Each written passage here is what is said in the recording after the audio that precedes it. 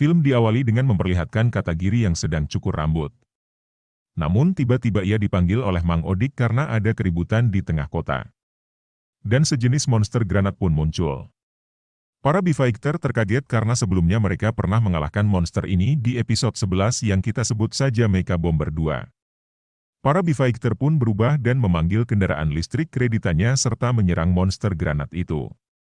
Namun uniknya kali ini Mecha Bomber ini dapat bergenerasi meski tubuhnya sudah terpisah.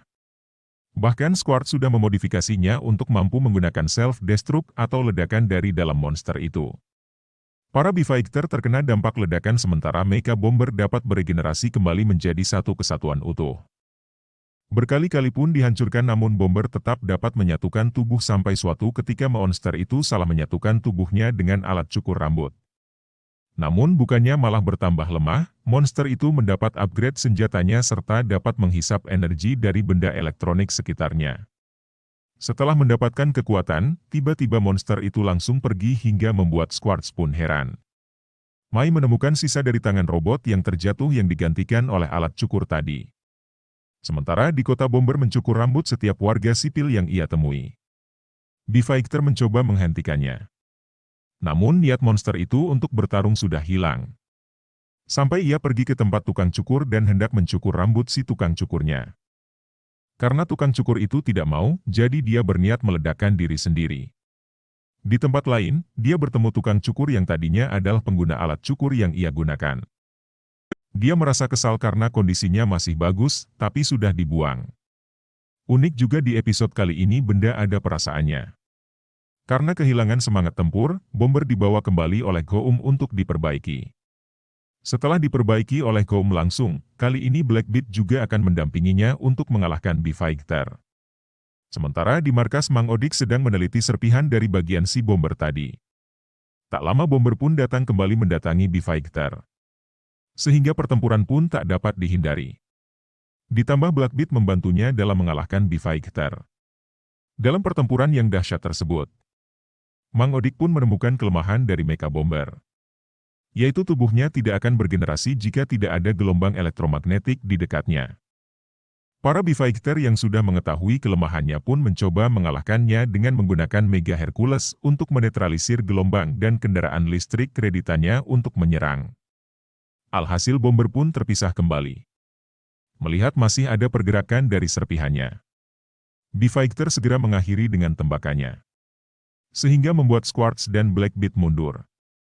Katagiri membawa sisa dari alat cukur itu dan memberikannya kepada Kang Cukur yang tadi. Sembari cukur rambut, Bapak Kang Cukur mencoba merawat alat cukur rusak yang sebenarnya sudah tak terpakai itu. Esoknya di sebuah taman yang tampak suram, seorang pengantar paket dikagetkan segerombolan orang yang berjalan ke dalam kabut. Melihat pimpinan dari orang-orang itu adalah sejenis monster pencabut jiwa. Bapak itu pun lari sejadi-jadinya. Dan ternyata pemimpinnya itu adalah monsternya Jera yang bernama Grim Reaper. Berpindah ke seorang emak-emak yang sedang berziarah ke makam anaknya. Tak lama arwah sang anak muncul dan didatangi oleh Jera dan Grim. Jera mengajak arwah anak itu untuk menjadi anggotanya Goum. Diketahui remaja ini bernama Kaori. Namun arwah Kaori menolak ajakan Jera dan pergi. Sementara Grim Reaper mulai menggunakan arwah yang sudah ia bawa untuk menakuti semua orang yang ada di kota. Barulah terungkap kalau orang-orang yang ditemui Kang antar paket di dalam kabut tadi adalah arwah orang yang sudah tiada. Teror arwah penasaran pun merambah ke seluruh kota. Sehingga B-Fighter pun turun tangan untuk mengatasi sumber masalah dengan menemukan Jera bersama Grim Reaper. Tak disangka Kaori juga berada di sana dan menatap Takuya yang sedang bertarung. Kaori pun jatuh hati dengan ketampanan Takuya pada pandangan pertama. Saat Takuya terpukul mundur, Kaori pun mendekati dan menyemangatinya. Namun Mai dan Katagiri tidak melihat keberadaan Kaori dan menganggap Takuya berhalusinasi karena efek kekuatan dari lawan. Setelah menyadarkan Takuya mereka mengalahkan Grim untuk sementara waktu. Di markas Mang Odik, Mai, Katagiri dan Mang Odik pun bingung melihat tingkah Takuya. Rupanya Kaori mengikutinya hingga ke kantor itu.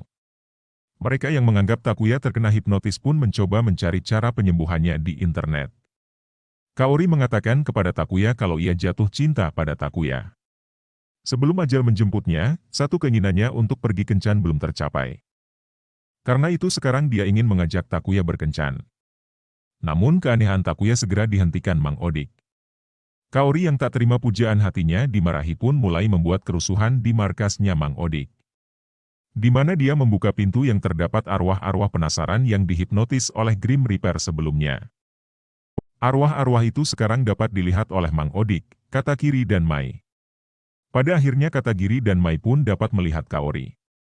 Katagiri dan Kaori pun terlibat adu mulut karena Kaori selalu meminta Takuya untuk berkencan, sementara mereka sedang sibuk mempersiapkan untuk melawan Grim Reaper.